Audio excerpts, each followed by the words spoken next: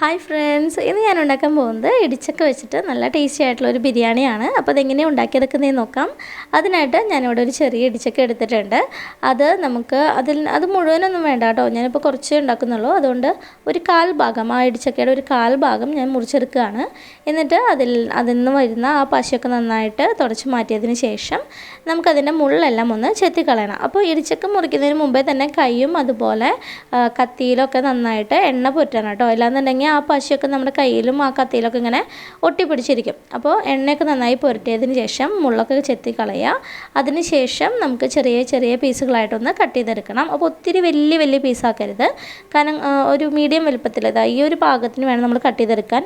അതിനുശേഷം അത് നല്ലതുപോലെ കഴുകി വൃത്തിയാക്കി ഒരു ബൗളിലേക്ക് ഇട്ടിട്ട് അതിലേക്ക് 1/2 ടീസ്പൂൺ ഉപ്പ്, ഒരു 1/4 ടീസ്പൂൺ മഞ്ഞൾപ്പൊടി, 2 ടീസ്പൂൺ മുളക് പൊടി, 2 ടേബിൾ സ്പൂൺ വെളിച്ചെണ്ണ, ഇത്രയും ചേർത്ത് കൊടുത്ത് കൈ വെച്ച് നല്ലതുപോലെ ഒന്ന് യോജിപ്പിച്ചെടുക്കണം. ഇടിച്ചക്കയുടെ എല്ലാ ഭാഗത്തേക്കും ആ ഒരു മസാല ആവുന്ന വിധത്തിൽ നമ്മൾ മിക്സ് ചെയ്തെടുക്കണം കേട്ടോ. ഇപ്പോൾ നന്നായിട്ട് എല്ലാ പീസും നന്നായിട്ട് മസാലയൊക്കെ പുരട്ടി വെച്ചിട്ടുണ്ട്. ഇനി നമുക്ക് ഒരു പാൻ എടുത്ത് അതിലേക്ക് ഒരു 5-6 ടേബിൾ സ്പൂണോളം ഓയിൽ ഒഴിച്ച് കൊടുക്കാം. ഓയിൽ നല്ലതുപോലെ ഒന്ന് ചൂടായതിന് ശേഷം നമ്മൾ മാരിനേറ്റ് ചെയ്ത് വെച്ചിട്ടുള്ള ഇടിച്ചക്കയുടെ പീസുകളെല്ലാം ഇട്ട് കൊടുത്തിട്ട് ജസ്റ്റ് ഒരു ഷാലോ ഫ്രൈ ചെയ്തെടുക്കാം. അപ്പോൾ ഒത്തിരി ഡീപ്പ് ഫ്രൈ ചെയ്തെടുക്കേണ്ട ആവശ്യമില്ല, ജസ്റ്റ് ഒന്ന് ഷാലോ ഫ്രൈ ചെയ്തെടുത്താൽ മതി.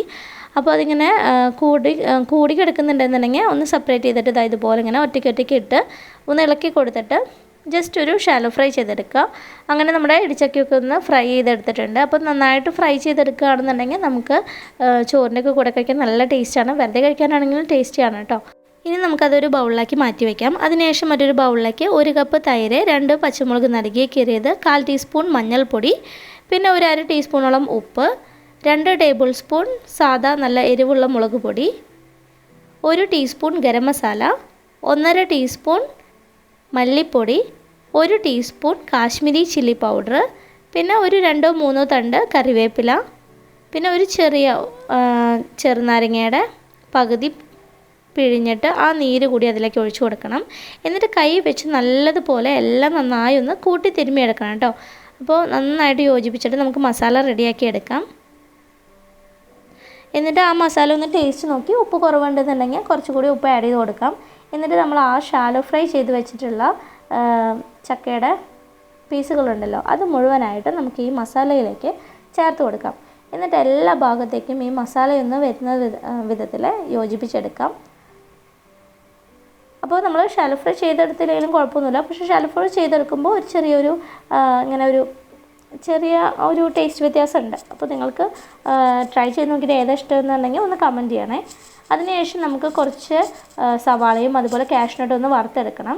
അങ്ങനെ വറുത്തെടുത്തുള്ള സവാളയും കാഷ്നട്ടും മാറ്റി വയ്ക്കുക. അതിനുശേഷം ഒരു കടായിലേക്ക് 2.5 ടേബിൾ സ്പൂണോളം നെയ്യ് ഒഴിച്ച് ചൂടാക്കിയിട്ട് അതിലേക്ക് ഒരു ബേ ലീഫ്, ഒരു തക്കോലം, ഒരു ഏലക്കായ അതിൻ്റെ തോട് പൊളിച്ചൊരു കുരു മാത്രം ഇട്ട് കൊടുക്കുക, പിന്നെ ഒരു 5 ഗ്രാമ്പു, ഒരു 10-12 കുരുമുളക്, 1/2 ടീസ്പൂൺ പെരിഞ്ജീരകം, ഇത്രയും സ്പൈസസ് ഇട്ട് കൊടുത്തിട്ട് നമുക്ക് ലോ ഫ്ലെയിമിൽ അതൊന്ന് മൂപ്പിച്ചെടുക്കണം. അങ്ങനെ നമ്മുടെ സ്പൈസസൊക്കെ നന്നായി മൂത്ത് വന്നിട്ടുണ്ട്. ഇനി അതിലേക്ക് കഴുകി വെള്ളം വാർത്ത് വെച്ചിട്ടുള്ള 2 കപ്പ് ബസ്മതി റൈസ് ചേർത്ത് കൊടുക്കാം.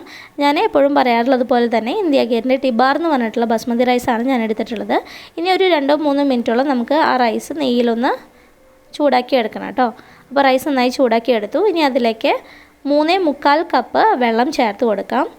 പിന്നെ അതിലേക്ക് ചേർത്ത് കൊടുക്കേണ്ടത് ഉപ്പാണ്. ഉപ്പ് ചേർത്ത് കൊടുത്ത് ഇളക്കി കൊടുത്തതിന് ശേഷം ടേസ്റ്റ് നോക്കുക. വെള്ളത്തിൽ ഒരു പൊടി ഉപ്പ് കൂടുതൽ നിൽക്കണം, എങ്കിൽ മാത്രമാണ് നമ്മുടെ റൈസ് കുക്കായി വരുമ്പോൾ റൈസിന് ഉപ്പ് പാകത്തിനുണ്ടായിരിക്കുള്ളൂ കേട്ടോ.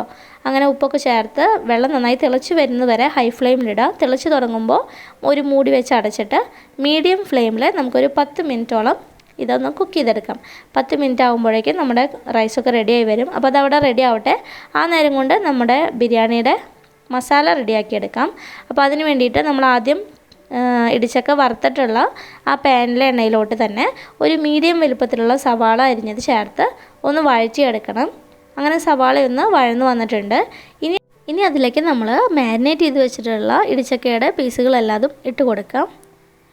പിന്നെ ആ പാത്രത്തിലോട്ട് ഒരു 1/4 കപ്പ് വെള്ളം കൂടി ഒഴിച്ച് ഒന്ന് ചുറ്റിച്ചിട്ട് ആ വെള്ളം കൂടി നമുക്കതിലേക്ക് ചേർത്ത് കൊടുക്കണം കേട്ടോ.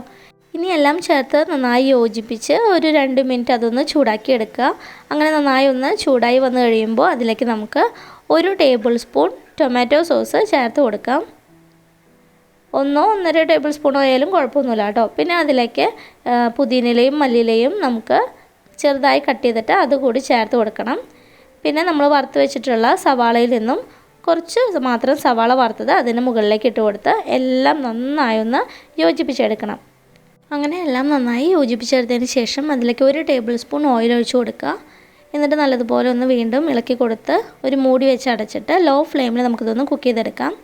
അപ്പോൾ ഒരു 5 മിനിറ്റ് കഴിഞ്ഞപ്പോഴേക്കും നമ്മുടെ ആ ഒരു മസാല നന്നായിട്ട് തിളച്ച് വെള്ളമൊക്കെ ഒന്ന് വറ്റി വന്നിട്ടുണ്ട്. ഇനി ടേസ്റ്റ് നോക്കിയിട്ട് നമുക്ക് ഉപ്പ് കുറവുണ്ടെന്നുണ്ടെങ്കിൽ ഉപ്പ് ആഡ് ചെയ്ത് കൊടുക്കാം. അപ്പോൾ ഞാൻ ടേസ്റ്റ് നോക്കിയപ്പോൾ ഉപ്പ് കുറച്ച് കുറവായി തോന്നി, അതുകൊണ്ട് അല്പം കൂടി ഉപ്പ് ചേർത്ത് കൊടുത്തിട്ടുണ്ട് കേട്ടോ. അപ്പോൾ കണ്ടില്ലേ, വെള്ളമൊക്കെ നന്നായിട്ട് വറ്റി വന്നു.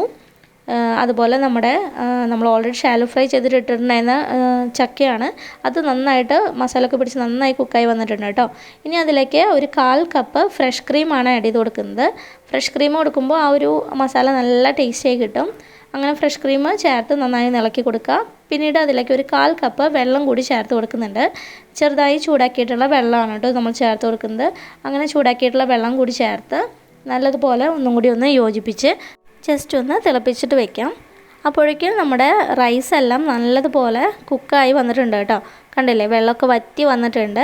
ഇനി നമുക്ക് അതൊരു കയ്യിൽ വെച്ചിട്ട് പതിയെ ഒന്ന് ഇങ്ങനെ ഒന്ന് അടർത്തിയിട്ട് കൊടുക്കാം. അപ്പോൾ ഒട്ടിപ്പിടിച്ചൊന്നല്ല ഇരിക്കുന്നത്, കറക്റ്റ് വേവാണ് നമ്മുടെ റൈസിന്. ഇനി നമുക്ക് ഇതിൽ നിന്നും കുറേശ്ശെ റൈസ് എടുത്തിട്ട് നമ്മുടെ മസാലയുടെ മുകളിലോട്ട് ഇട്ട് കൊടുക്കാം. അപ്പോൾ ആ ഒരു മസാലയിൽ കുറച്ച് വെള്ളം നമ്മൾ ഒത്തിരി വെള്ളം വറ്റിച്ചിട്ടല്ലല്ലോ, കുറച്ച് ചാറോട് കൂടിയിട്ടാണ് ആ മസാല ഇരിക്കുന്നത്.